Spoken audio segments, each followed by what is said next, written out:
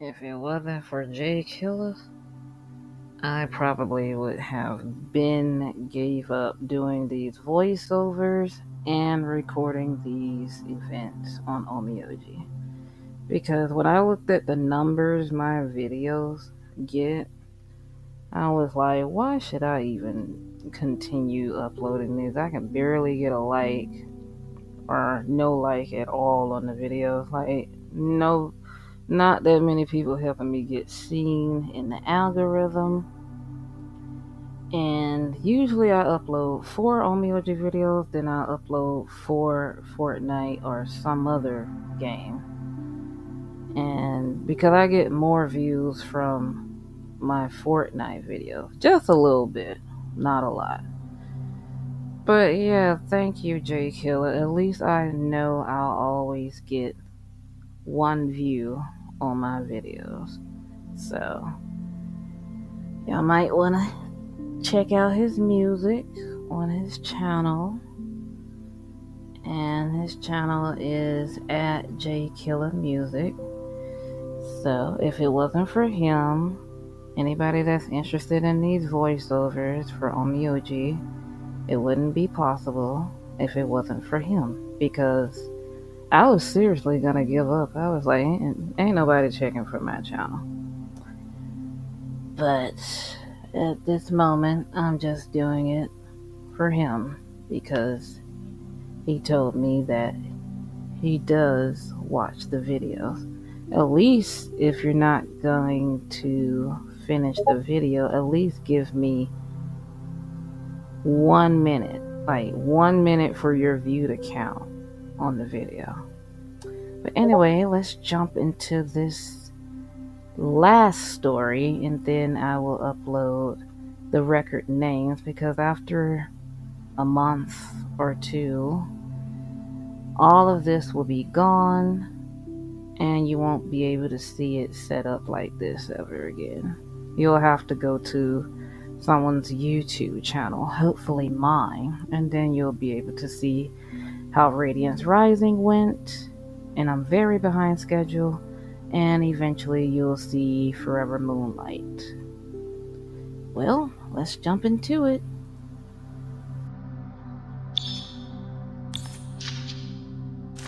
Rupture in time. With all her strength, Tagashime breaks the chains of time and returns to that unforgettable day. At last, she sees the truth of what really happened. But the past was fading. Tagashime was now trapped in Yamatai's time. Time here twisted like thread. Its meaning was lost. She walked its strands for what felt like an eternity, or perhaps just a moment.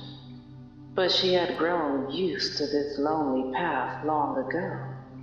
She saw scattered fragments of the past, glimpses of what came after she was gone. The birth of Yohime, the teachings of Lady Himiko. She saw a nameless, unknown man arrive at the Castle of the Sun. He removed his mask. Beneath it was a man with a calm, refined presence. My queen, now you should know my name is Everlight. Before long, rumors began to spread.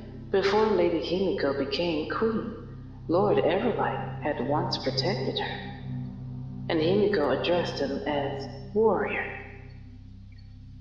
But that wasn't true. He was deceiving her. Could the plague in the Castle of the Sun be? She saw a single thread, and at its end, a droplet of water was about to fall. Within that droplet, she saw the image of a long-haired man in white robes, standing inside the Sun Fortress. She stood atop its highest platform, clutching something in his hand. The shadow of calamity. The plague was spreading across the Castle of the Sun. No, don't.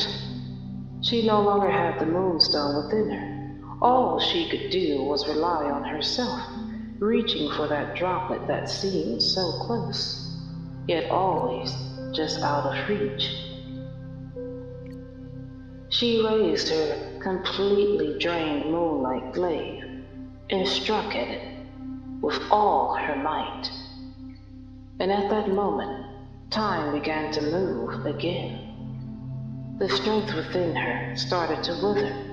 Her body was unraveling in this eternal space. Still, she watched. She swung again and again, over and over. She knew it was pointless. She couldn't change the past. Everything she did was already part of what had happened. But as the plague unfolded once more before her eyes, how could she possibly stand by and do nothing? Everlight was spreading the plague, intending to force the souls of the dead into pieces of calamity, trapping them forever in endless torment. This was something that had never happened in the Castle of the Sun. The people of the Castle of the Sun, they can't be turned into calamity. There, as the last of her strength slipped away, her body about to dissolve into the fabric of time, a gentle voice called to her from its deepest depths. Go on, don't be afraid. Everlight looked down at the calamity in his hand. He had already unleashed the plague. Now she sought to drag everyone into its eternal suffering. By trapping her people in the calamity, he hoped to utterly crush Himiko. But he hadn't yet spoken the spell that would bind their souls to calamity. At last, he raised his hand, seemingly to complete the spell. At that moment, a flash of light shot through the air and stopped him. In the moonlight, a masked knight appeared, clad in white armor. It's you. You know me? Of course I do, warrior. All these years, you never showed yourself again. And now you appear just like that. Are you here to strike down an imposter? Takashime gazed at Everlight. Who are you, really? Are you the head priest? No. A gentle smile hung on his face. When I first came to the Castle of the Sun, I truly believed I was you, someone who had lost their memory. Because my soul was filled with Himiko from the very start. But lately, I've begun to remember. I am a sheet of paper. A sheet of paper?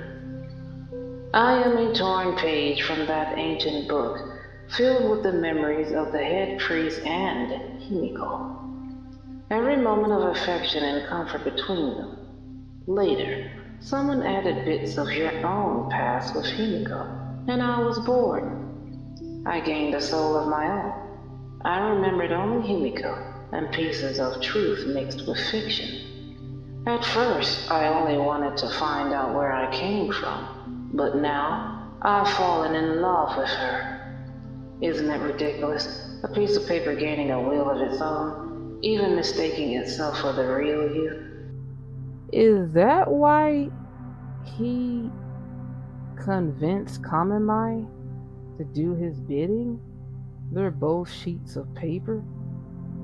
He's like a AI of the universe, like has his own consciousness, I guess.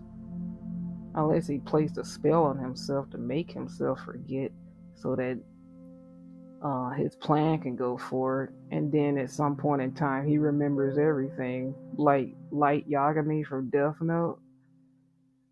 Like, be sure he didn't remember anything until he touched the book again, and now he remembers everything. Like, that's what this is reminding me of. Only now do I realize that I was just part of someone's plan, an expendable piece, Yet somehow I ended up playing a role far greater than I was meant to. Lady Himiko holds the power of the chronology. What did you use to distort her memories? A long time ago, when the head priest first met Himiko, he planted a seed that could rewrite memories. Back then, Himiko was still a child. She never noticed, and even if she had, she wouldn't have had the strength to resist. As her power grew, the seed could no longer fully overwrite her memory. It could only confuse them. But he found the most important anchor in all that confusion. Is that what you call love? She pointed at the calamity in Everlight's hands. Everlight's face went pale. He lowered his head, guilt washing over him. Then he looked up and forced a strange smile at Takashi Hime. I know. At first, I believed I was just a page. How could I possibly betray the one who wrote me?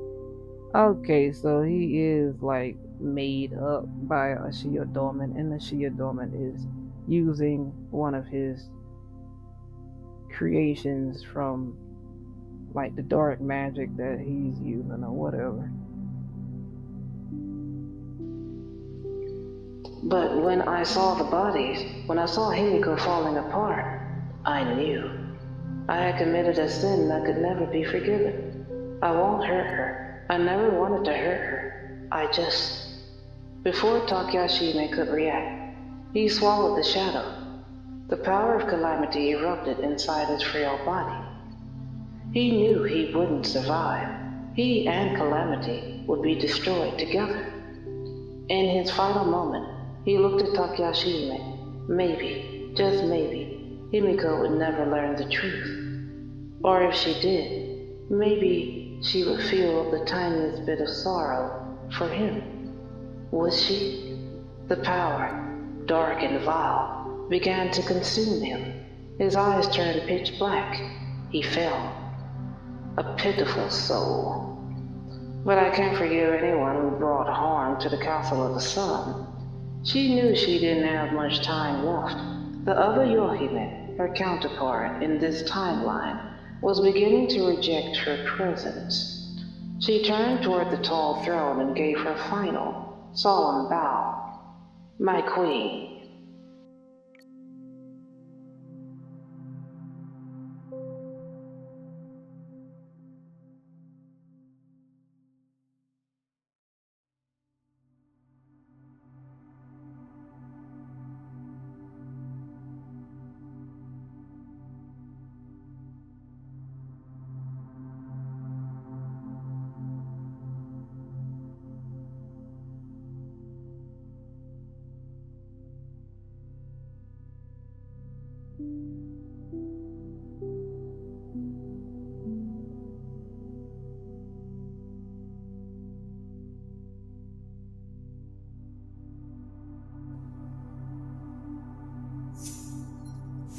Oh wow, that story was short. The event is over. So yeah, I'm just now reading the last bit of these stories. So yeah, that's the entire Radiant Chronicles. I've come a long way. This was a really long story. And to be honest, I was about to give up reading this because I'm like, ain't nobody finna freaking watch these videos. But a very special person, Jay Killa, convinced me to continue reading these stories. At least I'll know that I'll get one like on my videos. And maybe a comment from time to time. Because I was about to give up reading these stories all together. I'm like, ain't nobody finna sit through this.